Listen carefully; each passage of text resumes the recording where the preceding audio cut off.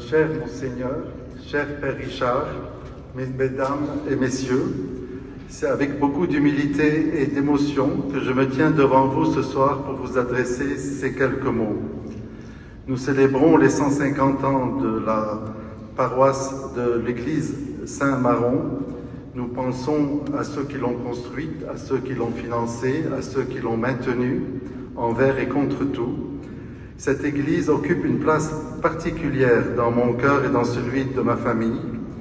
Elle est l'une des plus grandes paroisses maronites du Liban.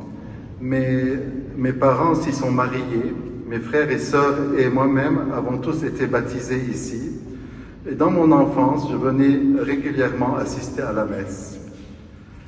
45 ans plus tard, donc on a voyagé avec la guerre, 45 ans plus tard, après la tragique explosion du 4 août, alors que je passais devant l'église, je ne connaissais pas le Père Richard, j'ai vu une longue file de personnes dans le parking qui faisaient la queue, il y avait une tente.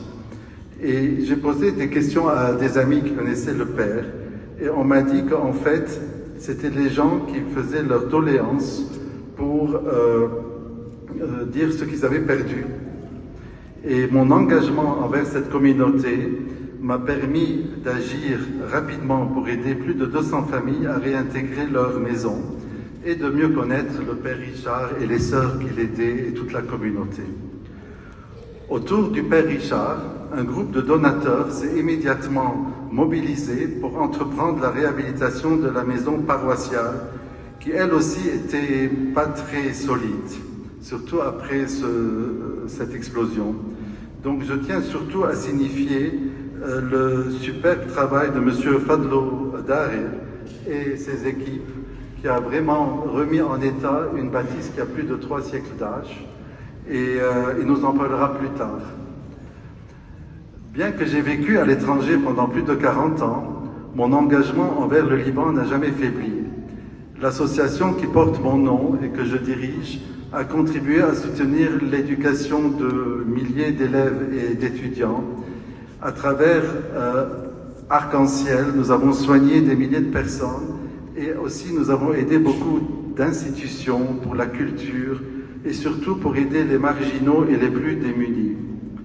Et je trouve que ces actions étaient essentielles pour préserver notre identité, notre patrimoine et nos valeurs. Durant ces 10 dernières années, nous avons eu une succession de crises. On ne voyait pas la fin. Mais nous voilà réunis ici, portés par un renouveau d'espoir, dans un paysage politique plus apaisé, mais en profonde mutation.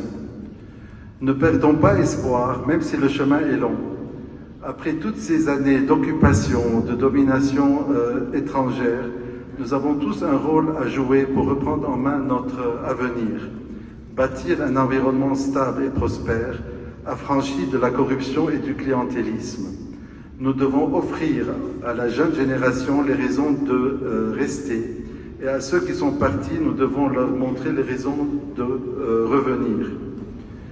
Il y a quelques années, j'étais invité ici par Père Richard, et j'ai cité ce proverbe, cette phrase de Gibran qui maintenant prend encore plus de sens. À l'époque, c'était comme un appel au secours. Maintenant, elle a beaucoup plus de sens. Vous avez votre Liban et moi le mien. Vous avez votre Liban et ses fils, je me contente des miens. C'est ce qui me donne fraîcheur, sérénité et paix. Espérons tous qu'un avenir meilleur nous attend. Et très bonne soirée à tous et à toutes. Merci.